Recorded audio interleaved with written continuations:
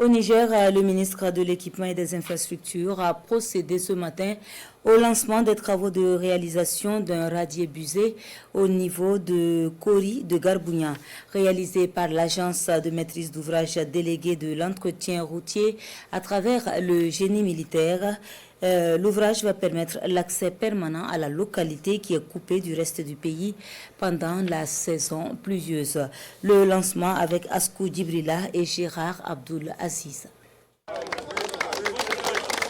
Les habitants de Garbounia,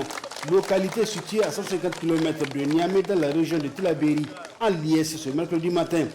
En effet, le calvaire que constituait la traversée pendant la saison pluvieuse du Kori qui sépare le village de la RN4 ne sera qu'un mauvais souvenir avec le lancement des travaux de réalisation de l'ouvrage d'accès, un radier busé par le ministre de l'Équipement et des Infrastructures, accompagné pour la circonstance du gouverneur de la région Haute.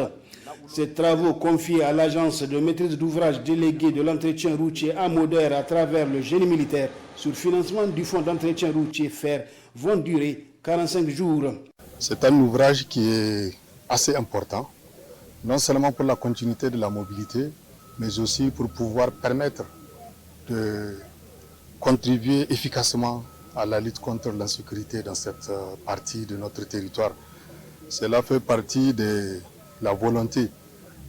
des plus hautes autorités et des dispositions prises dans le programme de résilience de son Excellence le Président de la République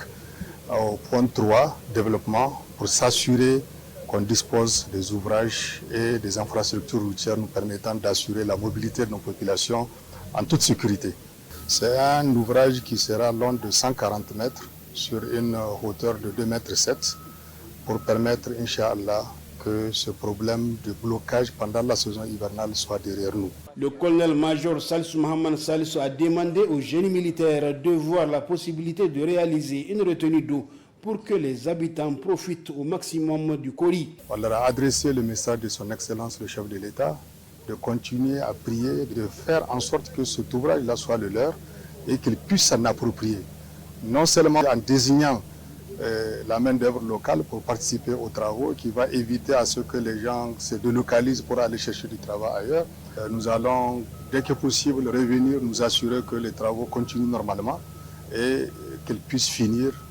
dans les délais. Plus la saison des pluies s'approche, plus le ministre de l'Équipement et des Infrastructures s'active pour permettre aux populations de se déplacer dans les meilleures conditions, conformément à la lettre de mission confiée à lui par le président de la République, chef de l'État